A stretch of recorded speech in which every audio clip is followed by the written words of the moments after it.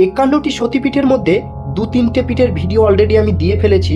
আজ আমরা এমন একটি মন্দিরে চলে এসেছি যেখানে মায়ের মূর্তিকে চুরি করে নিয়ে চলে যাওয়া হয়েছিল আজ থেকে প্রায় 252 বছর আগে। আজকে আমাদের গন্তব্যস্থল হচ্ছে বীরভূম জেলার আকালিপুর, যেখানে গুহ্য কালিমা আছে। গুহ্য কালিমার ইতিহাস আপনাদের আমি জানাবো এবং এখানকার যে স্থানীয় পুরোহিত সে কি বলছে, সে কি জানে এখানকার বিষয়ে, সবকিছু পুরো আজকে আপনাদের এই ভিডিওর মাধ্যমে দেখাবো। আপনারা ভিডিওটা লাস্ট অবধি দেখতে থাকুন। আমরা কিন্তু এখন আমাদের সেই গন্তব্যস্থলে পৌঁছে গেছি এবং তার পাশেই রয়েছে এই ব্রাহ্মণী নদী। ব্রাহ্মণী নদীর ধারেই আমরা এখন রয়েছি। আমি আর আমার সহকর্মী, আমার বন্ধু, দুজনেই আমরা কিন্তু এখন চলে এসেছি এবং এরপর আমরা আপনাদেরকে পুরো ডিটেলস এখানকার দেখাবো এবং জানাবো।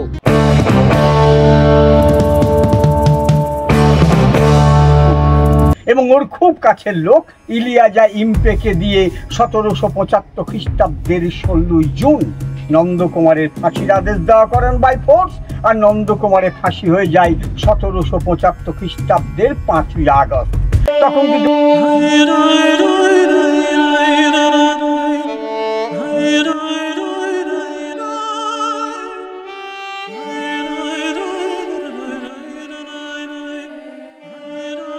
আপনারা ভাবছেন কেন চুরি করা হয়েছিল একটি মায়ের মূর্তিকে, কে চুরি করেছিল, তাই তো? এই মন্দিরটির যে মূর্তি, সেই মূর্তিটি আসলে আমাদের এখানকার নয়। ব্রিটিশ ইস্ট ইন্ডিয়া কোম্পানির প্রথম গভর্নর জেনারেল যিনি ছিলেন, ইংল্যান্ডের একজন ব্রিটিশ নাগরিক, তিনি হচ্ছেন ওয়ারেন হেস্টিংস। এই ওয়ারেন হেস্টিংস এই মূর্তিটিকে চুরি করে নদী পথের মাধ্যমে নিয়ে চলে যাওয়ার পরিকল্পনা করেছিলেন এবং তিনি তাদের সেখানকার যে মিউজিয়াম, সেই মিউজিয়ামে এই মূর্তিটিকে রাখার উদ্দেশ্য নিয়েই চুরি করেছিলেন। আপনারা ভাবছেন কি এমন আছে এই মূর্তিটিতে যেটিকে ওয়ারেন হেস্টিংস চুরি করেছিল? জানেন তো, এই মূর্তিটি হচ্ছে কোষ্ঠী পাথরের মূর্তি। এই মূর্তিটির তখনকার দিনে কয়েক হাজার কোটি টাকা দাম ছিল। এখন সেই মূর্তিটি বীরভূম জেলার নলহাটি শহরের পাশেই আকালিপুরে রয়েছে। মন্দিরের যে মা, সে মায়ের যে ইতিহাস আজ আপনাদের সামনে এই ভিডিওর মাধ্যমে আমি তুলে ধরবো। প্রত্যেকটা বিষয় খুঁটিয়ে নাটিয়ে আপনাদের দেখাবো এবং জানাবো। চলুন আজকে আমরা যাই সেই মায়ের মন্দিরে এবং সেখানকার সম্পূর্ণ ইতিহাস, সেখানকার পুরোহিত কিংবা সেখানকার লোকাল মানুষ, তাদের মুখ থেকে জেনে নেব তারা কি বলে, কিভাবে এই মন্দিরটি প্রতিষ্ঠিত হয়েছিল এখানে এবং এই মন্দিরটির যে মূর্তি, সেই মূর্তিকে কতটা সযত্নে তারা রাখতে পেরেছে। এই মূর্তিটি নিয়ে দুটি মতভেদ তৈরি হয়েছে। একটি হচ্ছে এই মূর্তিটি কেউ কেউ বলেন বিহারের এবং কেউ কেউ বলেন যে চোৎ সিং, কাশীর চোৎ সিং, তিনার বাড়ি থেকে গর্ত করতে করতে এই মূর্তিটির উদ্ধার হয়েছিল এবং এই চোৎ সিং এর কাছ থেকেই এই মূর্তিটি চুরি করে নিয়ে ওয়ারেন হেস্টিংস তাদের ইংল্যান্ডের মিউজিয়ামে রাখার চেষ্টা করেছিল। এই মূর্তিটিকে যখন চোৎ সিং এর বাড়ি থেকে ওয়ারেন হেস্টিংস নদী পথে চুরি করে নিয়ে চলে যাচ্ছিলেন, তখন আমাদের এই চোৎ সিং তিনি এই মূর্তিটিকে সেখান থেকে উদ্ধার করে একটি নদীতে জলের মধ্যে লুকিয়ে রেখেছিলেন এবং তার জন্যই তাকে জীবন দিতে হয়েছিল, তাকে ফাঁসি দেওয়া হয়েছিল এই মূর্তিটির কারণে। পরবর্তীতে তাদের বংশধরকে তিনি এই মূর্তিটির দায়িত্বভার দিয়ে গিয়েছিলেন। চলুন আজ থেকে প্রায় 252 বছর আগেকার এই পুরনো মূর্তিটি এখন কেমন হয়ে আছে, এই মন্দিরটি বা কেমন হয়ে আছে, তার চারিপাশে শুনেছি নাকি একটি মহা শ্মশান রয়েছে। সেই শ্মশানে ভয়ঙ্কর দৃশ্য, তার পাশেই রয়েছে একটি নদী। সব কিছু তুলে ধরছি এই ভিডিওতে, আপনারা দেখতে থাকুন। এরপর আমরা দুই বন্ধু মিলে বাইক নিয়ে বেরিয়ে পড়লাম আমাদের বাড়ি থেকে আমাদের এই মন্দিরের গন্তব্যস্থলে। আমরা দুজনে চলে আসলাম এই মন্দিরের কাছেই। মন্দিরে প্রবেশ করতেই দেখলাম ফাঁকা একটি মাঠ এবং সেই মাঠের পাশেই রয়েছে একটি মন্দির। গ্রামটা খুব একটা উন্নত নয়, তাই এখানে সব রকম সুবিধা আপনারা হয়তো পাবেন না, কিন্তু এই মায়ের দর্শন করতে গেলে আপনাদেরকে অবশ্যই এই আকালিপুরের গুহ্য কালী মায়ের মন্দিরে অবশ্যই আসতে হবে।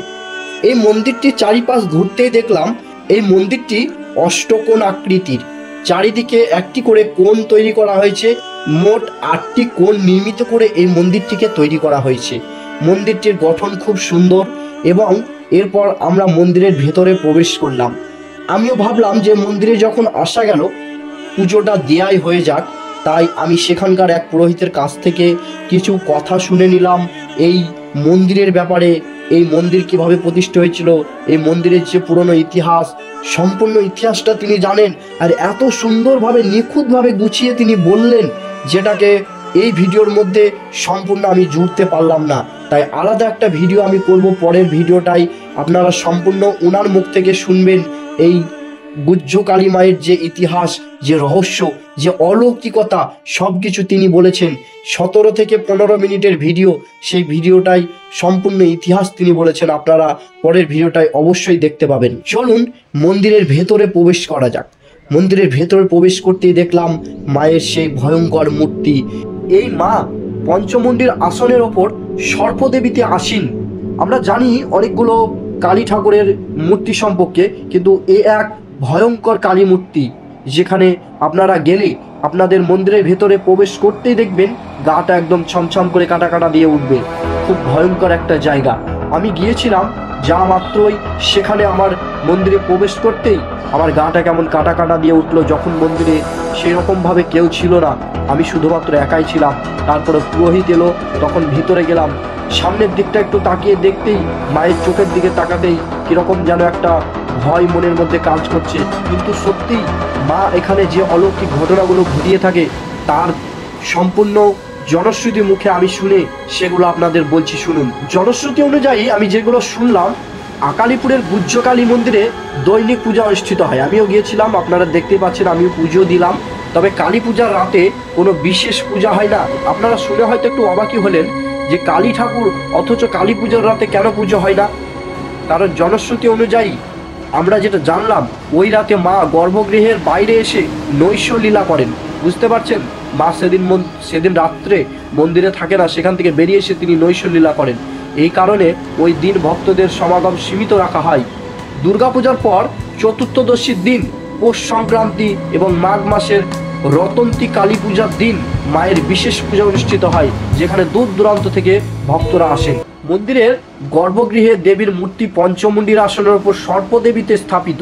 এই মন্দিরটির ভিতরে আমি প্রবেশ করতে দেখলাম মন্দিরের ভেতরে যে দেবী পঞ্চমুণ্ডির আসনের উপরে এবং সর্পদেবীতে স্থাপিত হয়ে আছে। মন্দিরের চারিপাশে পুরনো বটগাছ ও শ্মশানের পরিবেশ একে আরো রহস্যময় করে তুলেছে। আমরাও চলে গেলাম শ্মশানের দিকটা একটু ঘুরতে। দেখুন এই যে ভয়ঙ্কর শ্মশান, শ্মশানের চারিদিকটা একটু আপনাদের ঘুরিয়ে দেখাই। সেখানে কত ভয়ঙ্কর দৃশ্য আমরা দেখলাম।